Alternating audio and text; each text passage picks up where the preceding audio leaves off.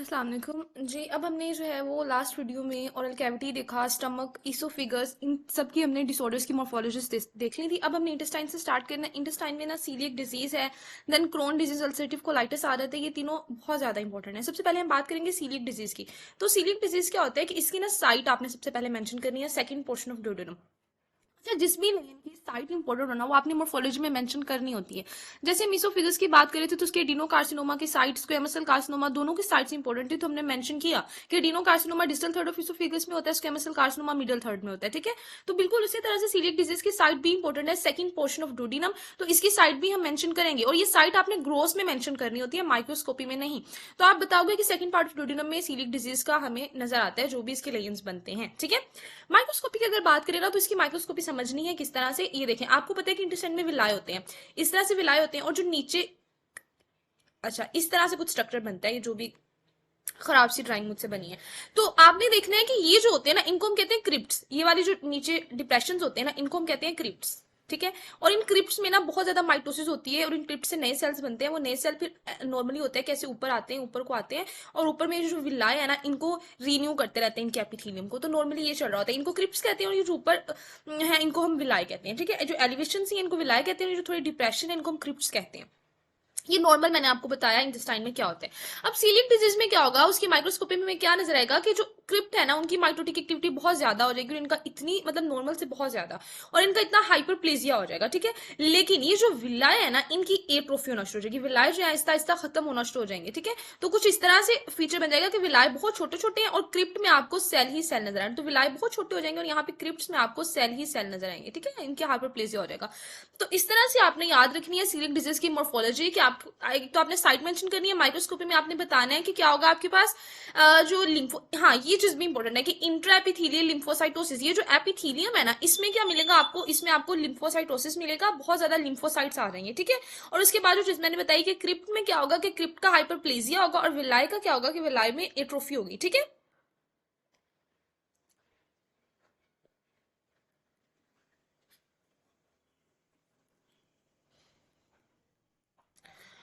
Okay. तो next celiac disease के बाद आ जाती है ulcerative colitis and Crohn disease. इन दोनों का ना, ओहो, इन दोनों का ना डिफरेंस पहले समझना है, देन इनकी मॉर्फोलॉजी हमने देखनी है। Ulcerative colitis and Crohn disease, ये पेथोमा का ही टेबल मैंने ऐड किया है।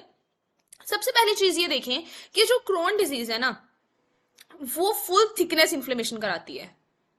आपकी इंटेस्टाइन की वॉल में कितनी लेयर्स होती हैं, आप सबने पढ़ा हुआ है, हिस्टोलॉजी में सबने पढ़ा हुआ है। म्यूकोजा होती है, सब म्यूकोजा होती है, देन मस्कुलैरिस आती है, देन हमारे पास सिरोजा आती है। ठीक है, हमने ये पढ़ा इंटेस्टाइन की लेयर्स को। जो क्रोन डिजीज है ना, वो चारों की चारों लेयर्स को इन्वॉल्व कर लेगी। जब ये इन्फेक्ट करेगी, ये क्या करेगी, ये म्यूकोजा को भी डैमेज करेगी, सब म्यूकोजा को भी, मस्कुलैरिस को भी, सिरोजा, मतलब सबको इन्वॉल्व करेगी। लेकिन जो अल्सरेटिव कोलाइटिस है, ये सिर्फ म्यूकोजा और सब म्यूकोजा तक अल्सर बनाती है, ये इससे डीप नहीं जाती। तो सबसे मेन डिफरेंस दोनों का हो गया कि अल्सरेटिव कोलाइटिस जो है सिर्फ म्यूकोजा और सब म्यूकोजा को इन्वॉल्व करती है, और जो क्रोन डिजीज है ये फुल थिकनेस इन्फ्लेमेशन करा देती है, और इसके अंदर नाइफ लाइक फिशर बनते हैं। उसके बाद जो डिफरेंस आपने याद रखना है लोकेशन का। अब सीलियक डिजीज की लोकेशन आप लोगों को याद है, मैंने क्या बताया था, सेकंड पार्ट ऑफ डोडिनम। तो आप सीलियक डिजीज से थोड़ा सा नीचे आओगे ना, तो आपको मिलेगी क्रोन डिजीज। क्रोन डिजीज बनाती है स्किप लेयंस। स्किप लेयंस को मैं बाद में बताती हूँ, पहले साइड देख लेते हैं। क्रोन डिजीज होती है इलियम को ज्यादा, वैसे तो ये कहीं पर भी हो सकती है, माउथ से लेके एनस तक पूरी इंटेस्टाइन में कहीं पे भी क्रोन डिजीज स्टार्ट हो सकती है, लेकिन मोस्ट कॉमनली आपके इलियम को इन्वॉल्व करती है, टर्मिनल इलियम को। ठीक है, और जो होती है अल्सरेटिव कोलाइटिस, ये इलियम से भी थोड़ा नीचे आ जाए, ये शुरू करती है रेक्टम से। तो ये सबसे पहले रेक्टम को इन्वॉल्व करती है, बाद में ये ऊपर जाती है, तो आहिस्ता आहिस्ता ये साथ रेक्टम के साथ सीकम को और कोलोन को भी इन्वॉल्व कर सकती है, लेकिन सबसे पहले ये रेक्टम को इन्वॉल्व करती है। तो आप किस तरह से याद रखो, आप इस तरह से याद रखो कि सबसे पहले आपके पास ड्यूडिनम आती है ना, तो सबसे पहले जो चीज आएगी वो सीलियक डिजीज होगी, उसकी साइट याद रखो। सीलियक डिजीज से थोड़ा नीचे आओगे तो क्रोन डिजीज की साइट आ जाएगी, टर्मिनल इलियम। टर्मिनल इलियम से थोड़ा नीचे आओगे तो रेक्टम पे आ जाएगी साइट अल्सरेटिव कोलाइटिस की।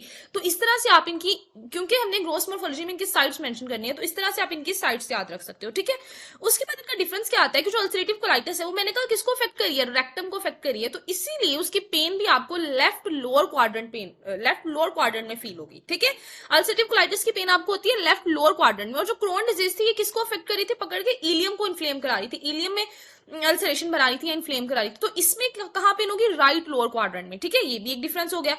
उसके बाद जो आपके पास होती है अल्सरेटिव कोलाइटिस। अच्छा, इसको ना ऐसे याद रखो कि जो अल्सरेटिव कोलाइटिस है ना, ये थोड़ी ज्यादा डेंजरस है, ठीक है, ये थोड़ी ज्यादा टॉक्सिक है, डेंजरस है।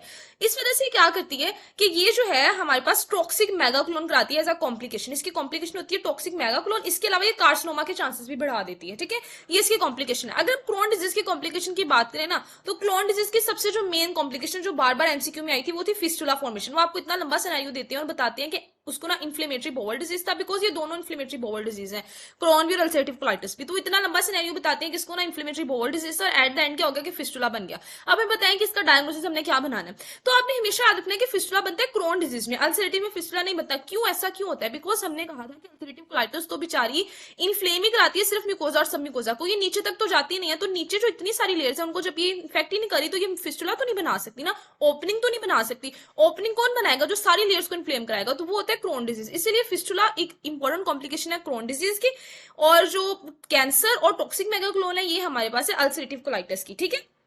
अच्छा, उसके बाद अल्सरेटिव कोलाइटिस ना सूडो पॉलिप्स भी बना देती है।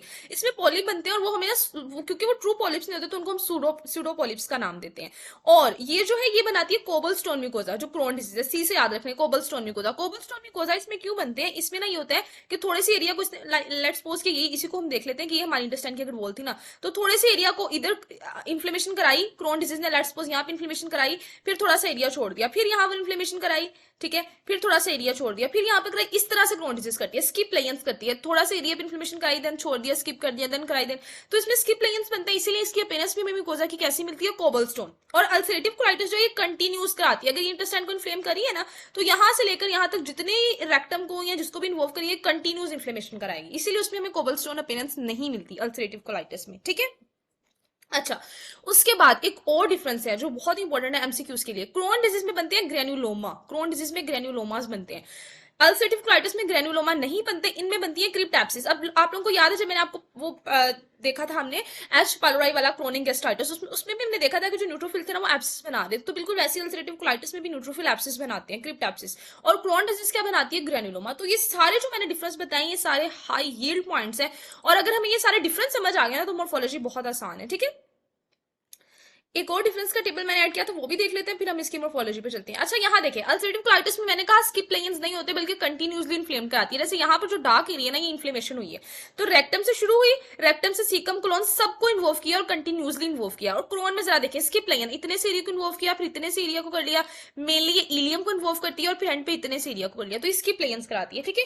अल्सरेटिव कोलाइटिस में क्रिप्ट एप्सिस बनते हैं और क्रोन में क्रिप्ट एप्सिस नहीं बनते। ये पूरी की पूरी वॉल को इन्वॉल्व करती है, ट्रांसम्यूरल। ट्रांसम्यूरल का मतलब है कि चारों लेयर्स को इन्वॉल्व करेगी, ठीक है। और क्रोन डिजीज में क्या बनते हैं? ग्रेन्युलोमा बनते हैं, नॉन केजिएटिंग ग्रेन्युलोमा। और अल्सरेटिव कोलाइटिस में क्या बनते हैं? क्रिप्ट एप्सिस बनते हैं। और इसकी इन्फ्लेमेशन सिर्फ सब म्यूकोजा तक रहती है, सब म्यूकोजा से नीचे नहीं जाएगी। और क्रोन डिजीज की ट्रांसम्यूरल होती है, ये भी इंपॉर्टेंट है। अच्छा, उसके बाद अगर देखें तो अल्सरेटिव कोलाइटिस में क्या होता है कि अल्सरेशंस बनती है, नाम से जाहिर आ रहा है ना, अल्सरेटिव, तो इसमें हॉस्ट्रिया जो है उनका लॉस हो जाता है, और अल्सरेटिव में क्या होता है? अल्सरेशंस बनती हैं, ठीक है। और क्रोन में क्या होता है कि थिकन कोबलस्टोन म्यूकोजा हो जाता है, अल्सरेशन नहीं बनेगी, कोबलस्टोन म्यूकोजा होगा। स्टूल इसमें ना ब्लडी, हाँ ये चीज मेंशन नहीं की थी, इसमें ब्लडी डायरिया होता है, क्योंकि इसमें अल्सर बन रहे हैं ना, तो अल्सर से हम याद रह सकते हैं कि इसमें ब्लडी डायरिया, इसमें वोटरी डायरिया। क्रोन में अल्सर नहीं बन रहे, तो क्रोन में क्या होगा? वोटरी डायरिया होगा, ठीक है। कॉम्प्लिकेशन मैंने बताई थी अल्सरेटिव में, टॉक्सिक से याद रखो, थोड़ी ज्यादा टॉक्सिक है, टॉक्सिक मेगाकोलोन करा देती है, इसके अलावा कार्सिनोमा का चांस भी बढ़ जाता है। क्रोन डिजीज जो है फिस्टुला ही इंपॉर्टेंट है, बस इसमें यही याद रखना है। ओके हो गया, बस इतनी जो चीजें हैं ना, ये डिफरेंस के पॉइंट आप लोग याद रखें तो आपको इनकी मॉर्फोलॉजी बहुत आसान लगेगी। पहले देखते हैं अल्सरेटिव कोलाइटिस की मॉर्फोलॉजी, फिर देखेंगे क्रोन डिजीज की। मैंने कहा कि जिसकी साइट इंपॉर्टेंट है उसकी मॉर्फोलॉजी में ग्रोस में साइट जरूर मेंशन करनी है। तो अल्सरेटिव कोलाइटिस की साइट की है रेक्टम, रेक्टम तो हमेशा इसमें इन्वॉल्व होता है। इसके अलावा ये कोलोन तक भी जा सकती है। इसका पैटर्न ऑफ लेयन क्या है? कंटिन्यूस, ये स्किप नहीं कराती, ये कंटिन्यूस लेयन कराती है, ठीक है।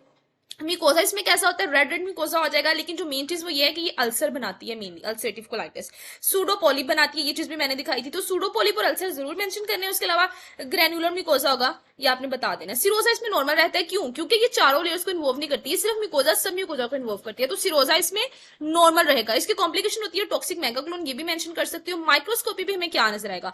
एब्सिस, मैंने बताया था ना आपको अल्सरेटिव कोलाइटिस में एब्सिस मिलते हैं, और क्रोन डिजीज में आपको ग्रेन्युलोमा मिलते हैं। इसमें कोई ग्रेन्युलोमा नहीं मिलेगा। आप ये भी चीज लिख सकते हो एक्स्ट्रा पॉइंट की, नो ग्रेन्युलोमा, और एब्सिस बनेंगे, क्रिप्ट एब्सिस बनेंगे, स्यूडोपोलिप बनेंगे, इन्फ्लेमेटरी इन्फिल्ट्रेट आएंगे, इन्फ्लेमेटरी इन्फिल्ट्रेट आएंगे तो क्रिप्ट एब्सिस बनेंगे ना, ठीक है, इन्फ्लेमेटरी इन्फिल्ट्रेट आएंगे। तो बस, और एंड पे ये भी मेंशन कर सकते हो कि जो इसकी इन्फ्लेमेशन होती है सिर्फ म्यूकोजा और सब म्यूकोजा तक होती है। तो इस तरह से माइक्रोस्कोपी में ये सारी बातें हुई हैं जो आपको पहले से पता है, बस आपको लिखना आना चाहिए, आपको अरेंज करना आना चाहिए चीजों को। ग्रोथ में साइट बतानी होती है, पैटर्न बता देना है, और म्यूकोजा ग्रोथ में कैसा नजर आएगा। ग्रोथ में म्यूकोजा नजर आएगा, सूडो पोलिप होंगे, थोड़ा अल्सरेटेड म्यूकोजा होगा, अल्सर होंगे, ठीक है। उसके बाद जब हम बात करेंगे सिरोजा, वो तो नॉर्मल होगा। उसके बाद माइक्रोस्कोपी में क्या नजर आएगा, एब्सेस नजर आएंगे, इन्फ्लेमेटरी इन्फिल्ट्रेट नजर आएगा, हमें ग्रेनुलोमा नजर नहीं आएंगे, और हमें इन्फ्लेमेशन म्यूकोजा और सब म्यूकोजा तक नजर आएगी, ठीक है। ये होगी अल्सरेटिव कोलाइटिस की। अब आ जाए क्रोन डिजीज पे। क्रोन डिजीज की क्या, इसकी तो बहुत ज्यादा आसान है। सबसे पहली चीज इसकी भी साइट मेंशन करनी है। इसकी मोस्ट कॉमन साइट क्या है, टर्मिनल इलियम, ठीक है। वैसे किसी भी पार्ट में हो सकती है, लेकिन मोस्ट कॉमनली टर्मिनल इलियम। इसका पैटर्न क्या है, स्किप लाइंस। उसका पैटर्न क्या था, कंटिन्यूस। इसका क्या है, स्किप लाइंस। म्यूकोजा में क्या कराती है कि एफ्थस अल्सर बनाती है, ठीक है। वो क्या करा रही थी, वो जरा ज्यादा अल्सरेटिव कोलाइटिस, ज्यादा बड़े बड़े अल्सर बनाती है, जिसकी वजह से यहाँ पे सूडोपोली भी बनते हैं, लॉस ऑफ होस्ट्रेशंस भी हो जाती है। लेकिन क्रोन डिजीज सिर्फ एफ्थस अल्सर बनाती है। इसके अलावा इसमें कोबलस्टोन अपीयरेंस आती है म्यूकोजा पे। उसके म्यूकोजा में क्या लिखना था, सूडोपोलिप। इसके म्यूकोजा में क्या लिखना है, कोबलस्टोन। इस तरह से चीजों को डिफरेंस के हिसाब से याद रखें, फिर आपको मोर्फोलॉजी याद होगी। इसमें डीप लेयर्स इन्वॉल्व होंगी। उसमें हमने कहा था कुछ डीप लेयर्स इन्वॉल्व नहीं होती, इसमें डीप लेयर्स इन्वॉल्व होंगी, इसलिए इसमें फिशर्स बनेंगे, इसमें परफोरेशंस होंगी, इसमें फिस्टुला बन सकता है, इसमें स्ट्रक्चर्स बन सकते हैं, फिब्रोसिस हो सकती है, थिक एडिमाइटिस वॉल हो सकती है। ये सारा कुछ इसमें होगा, उसमें नहीं होगा। क्रोन डिजीज में होगा, बिकॉज ये सारी लेयर्स को इन्वॉल्व करी है। तो परफोरेशन, फिस्टुला, स्ट्रक्चर, ये सारा कुछ होगा, ठीक है। माइक्रोस्कोपी की बात करें तो इसमें सबसे पहले आपने बता देना है कि नॉन केजिएटिंग ग्रेनुलोमा बनता है इसमें, ठीक है। उसके बाद पेनेथ सेल का मेटाप्लेजिया हो जाता है, म्यूकोजा ग्लैंड थोड़े डिस्टोर्ट हो जाते हैं, इसमें भी एब्सिस बन सकती है, क्रिप्ट एब्सिस, बिकॉज है तो ये भी इन्फ्लेमेटरी बोवल डिजीज ना, इसमें भी इन्फ्लेमेशन होगी। जब इन्फ्लेमेशन होगी तो एब्सिस इसमें भी बन सकते हैं। ट्रांसम्यूरल इन्वॉल्व, उसमें हमने बताया था ना कि इन्फ्लेमेशन सिर्फ म्यूकोजा सब म्यूकोजा तक होती है, इसमें पूरी थिकनेस में होती है, ठीक है। तो ये सिर्फ सारे सारे पॉइंट्स याद करने की भी जरूरत नहीं होती, सिर्फ जो दो तीन मेन पॉइंट्स हमें आसानी से याद रह रहे होते हैं ना, हमने सिर्फ वो याद करने होते हैं, ठीक है। तो क्रोन डिजीज की अल्सरेटिव कोलाइटिस का हमने डिफरेंस भी देख लिया, और हमने इनकी मोर्फोलॉजी भी देख ली। चलें, ये अब हम आ जाते हैं, चलिए अब ना ये नेक्स्ट वीडियो में करते हैं जो कार्सिनोमा, बिकॉज कुछ एमसीक्यू प्रैक्टिसेस भी हैं, तो ये फिर हम कोलोरेक्टल कार्सिनोमा नेक्स्ट वीडियो में, लास्ट वीडियो जीआईटी की वो लास्ट वीडियो